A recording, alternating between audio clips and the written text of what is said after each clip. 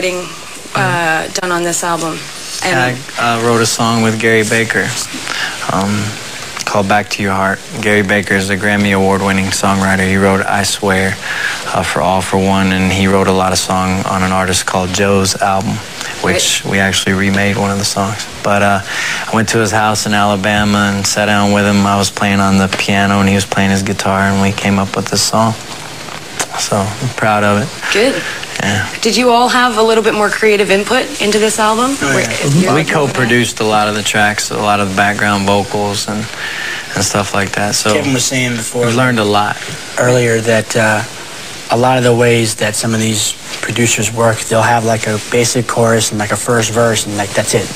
And then we get in the studio and we might write a bridge or a beat chorus or a second verse, and we all collaborate together, and that's what makes it the Backstreet Boys sound, because it's all coming from here and here, and you know, so it's cool. Yeah, there's another thing, another sound that I was listening to on there on the second track, which was It's Gotta Be You. It's got this really, like, have you heard the new Jay-Z, I Gotta Get It, and the Foxy Brown, that real Brooklyn bounce, kind of like where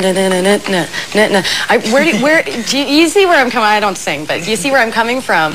Where were you coming from with that? Was that kind of like you were getting more into that we love hip hop. I mean, we love all kinds of music, and in our up tempos, we didn't want to just have one steady drum beat, and a lot of the percussions and a lot of the rhythms in music today are really flipping up, and especially in the hip hop world with Timberland and Jay-Z and all their stuff. So like not only that, but on Don't Want You Back, that song's really, like, it's going to be a lot of fun to do choreography and do that live. But we wanted to switch the drum beats up on this album. I'm curious to know if the move where you broke Canada, you broke Quebec, was that sort of like a calculated move to get the rest of the world going before you came back into America?